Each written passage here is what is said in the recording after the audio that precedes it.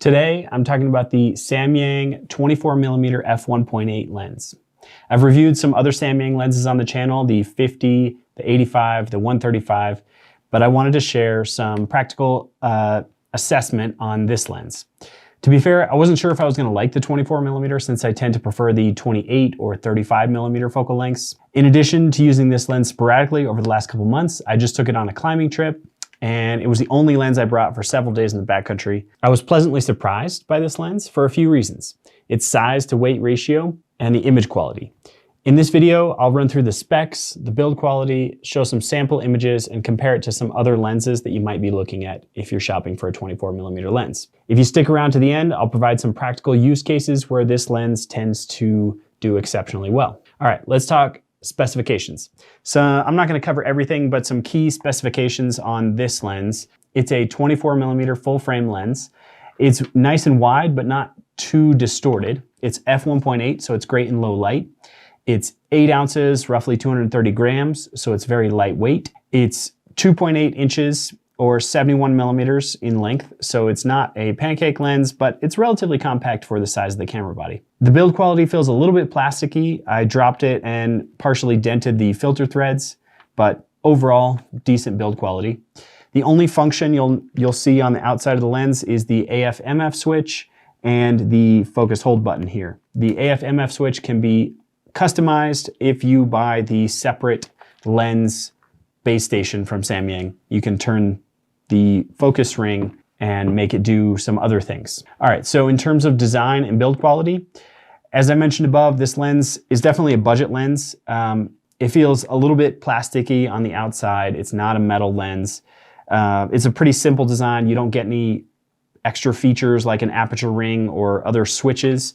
I'm sure that helps keep the cost down, which I appreciate, but you won't get anything but some pretty basic features. Now, the reality is I don't really use features like an aperture ring, and I don't need a second focus hold button.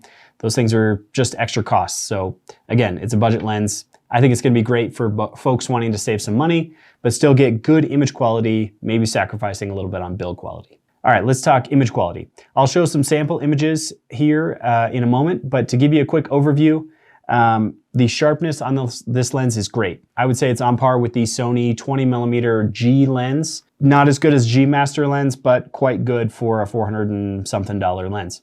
Chromatic aberration is not a huge problem. Vignetting, it's got about 2 stops at the edges, but not a huge problem. The distortion is acceptable. The color rendition and contrast are quite good. I liked the look of the bokeh if you're shooting in low light. Not typically a lens you would get a lot of bokeh with. Maybe look at a longer focal length if you're into that. But the sun flare, if you're shooting directly into the sun, at high aperture you get a nice sun star. At low aperture, it doesn't give you a lot of flare or ghosting elements, so that was nice. All right, let's talk about comparison with other lenses. You might be comparing this lens to other options out there in similar focal lengths. The 28mm f2, which I reviewed, you can check out my review here. It's another budget wide prime. I'd say the Samyang is a bit higher quality. Alternatively, you might look at the Sony options, the 24mm f1.4 G Master for $1,400, the 24mm f2.8 for $600. There's also a Sigma for $800 and a Tamron for $200. From what I hear, the Tamron is somewhat low quality. The real benefit of a 24mm prime lens is the fast aperture, f1.8 in this case. So if you save some money and you get an f2.8 version, you might as well get one of the numerous 24-70 zoom lenses out there. I'm sure this prime lens and others might be a little sharper than some of the zoom lenses, especially if you're on the more budget side, but the zoom lens is going to be more versatile. 24mm is a tough focal length for me because I often find it to be a little too wide. I tend to prefer the look of either a 28 or a 35, and I find the 24 to be a little bit too broad to focus on one particular subject. It sometimes feels too tight to be a big landscape lens like a 20 or even a 16-35 zoom. Because of this, I don't often find 24mm prime lens in my kit. If you love the 24mm focal length, I do think this is a good balance of price, fast aperture, and image quality. Next, let's talk through some practical use cases. I think people who love the 24mm focal length will find it useful in capturing landscapes, large group portraits, action sports, although 24-70 is probably a little more versatile there.